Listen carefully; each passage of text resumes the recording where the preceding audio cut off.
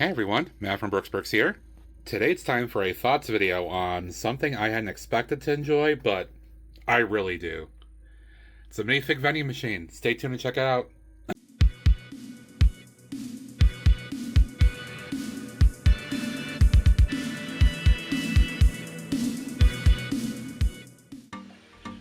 Alright, welcome back everybody. So this is, again, not a review video. This is just my own thoughts on a particular set build that I did.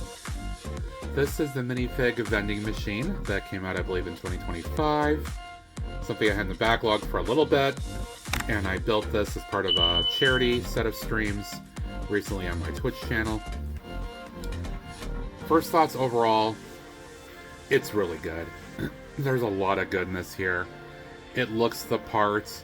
I will say off the bat, there are alternate brick brands that have done similar things to this. I have not bought those.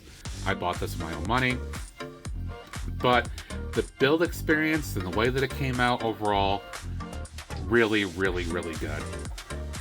It feels like it's the appropriate size and scale. There's a lot of goodness to this. It's working, it's in motion. You can actually do things with it. Excuse me.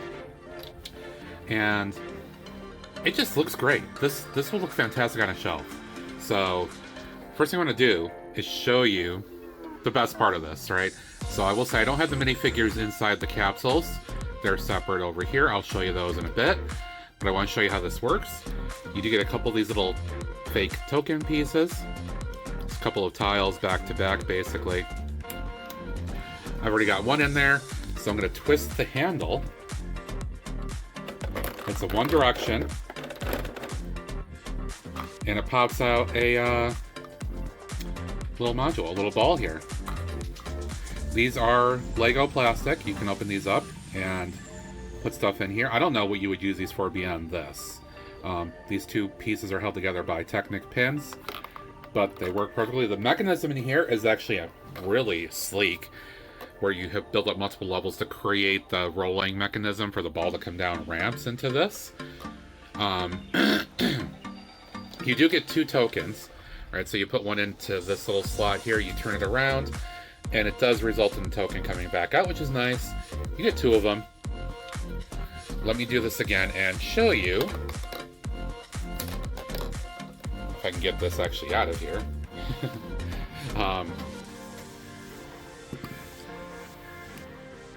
Let me do this while watching the top part here. First, you gotta make sure you press that token in quite a bit. It has to catch a mechanism. But you can see the top part twists around to turn balls around each other and drive one down into the ramp portion here. It's actually really cool. It's quite an intense build, to be honest. There's a lot of technique behind there, a lot of different gears and things going on and pieces going together. I will say that I did sort of mess it up a little bit at one point, but I got it figured out. I had to concentrate quite a bit on the Technic portion in here. I am not a Technic person by default, and I was being extremely careful in my build process to make sure that I got everything together. I still find a small way to mess it up. Fortunately, I was able to correct it. So I would say that that mechanism inside here that makes the turning happen between the lever and rotating the stuff up here to get the balls to come out is probably the most intense. The build process out to create the shell, all of you see here, the outside, really isn't a big deal. It's pretty straightforward. And a lot of it is repeats, because a lot of this is very similar around all four sides. So you have a lot of ×2, ×4 in some cases, and it's perfectly fine. The build experience overall was quite good, and I had a lot of fun with it. I will note that this actually opens up quite conveniently, so you can place the balls back in there. You can actually get them out, right? So they're easy to pop back in and pop a cap back on, and it's pretty snug in place. It's not going anywhere, so that's really good. You can see here, if I turn my flash on, you can see a couple little parts of the ramps that make this happen. And right above that, that middle section is where all the magic happens. It's really cool though. I don't want to ruin anything more than that. A lot of technique, but it works and it does the job. If you build this right, this only goes one direction. That way, it won't go backwards, and that's because there's a piece on there that prevents the gears from rotating the other way. Which is fine. It works just fine that way. But overall, I hadn't expected to actually really care about this build. I wanted the figures, which we'll get to in the next portion of the video. But you know what? I'm pleased. I enjoyed it. It's going to go on a shelf, and look at it, have fun with it, play with it occasionally. Just for fun, because I get the tokens. So why not? But let me show you the main reason a lot of people actually wanted this set, or have been trying to scavenge for things on Pab Online. And here they are. Here's the figures, all 16 that come with this set, and it's quite a variety. Some harkening back to old school, which is really, really cool. This, I believe, is the designer of the set, because this is a LEGO Ideas set. So he's got his little pinball machine right there. Not sure who this is, but I think the manual might say it, but it's got a LEGO Ideas icon or whatever on the torso. Maybe somebody related to LEGO, I don't know. But the main gist is all the figures from the various themes. Paradiso, which was, excuse me, an amazing theme of the early 90s that honestly is probably like sorely underappreciated at this point. Paradiso was a great thing to have if you enjoyed like beaches and stuff like that. Kind of a prelude to Friends stuff in some ways. Just really sleek. These are both the same torso and the same leg prints, but male and female. It works just fine. Couple of pirates. One is a, I don't know, kind of looks like a captain or something like that. I forget what her role actually is. And then a generic pirate. Looks good there. This goes back to the 80s. I didn't even know this theme was around when I was a kid. Fabuland, with the animals and all that stuff. We got a couple of things that harken back to Fabuland. Not sure what I'll do with these guys, but I think it's pretty cool that those got included.